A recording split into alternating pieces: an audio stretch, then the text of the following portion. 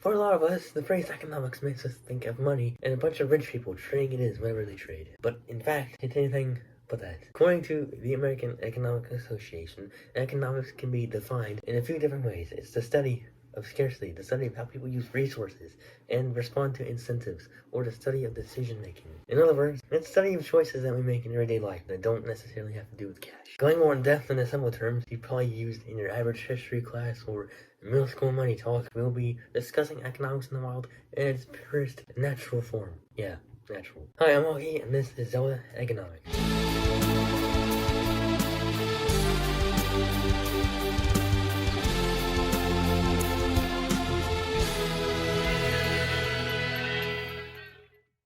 Economicists can basically study just about anything. Take, for example, our studious Princess Zelda. Just found a rare species of flower and wishes to take it back to her study as a specimen. There's a catch though. The super extremely ultra rare flower is surrounded by extremely potent and prickly thorns. She can choose to pick the flower and risk getting sliced, or can sacrifice her afternoon brunch with her friends and go shopping in town for a very expensive specimen of the same species. That costs a fortune. Which choice is better though?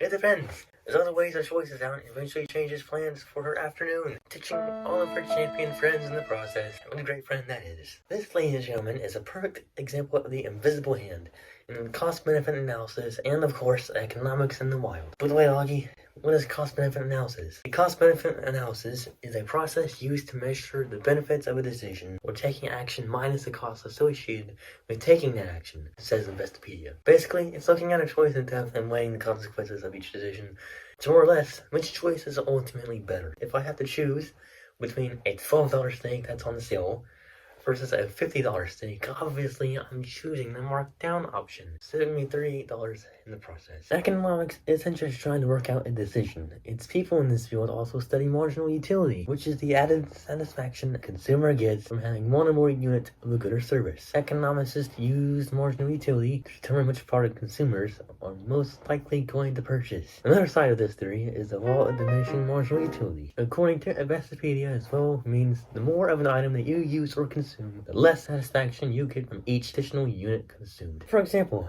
Princess Zelda's favorite dish, fruitcake, often helps her clear her mind of all stress. How much satisfaction does she gain each time she consumes a sugary treat? The more cake she eats, the less exciting or flavorful it actually is. Instead, she may choose to have a simmered fruit dish instead. This concept also applies to me as well. Right now, in fact, fruitcake seems pretty good right now.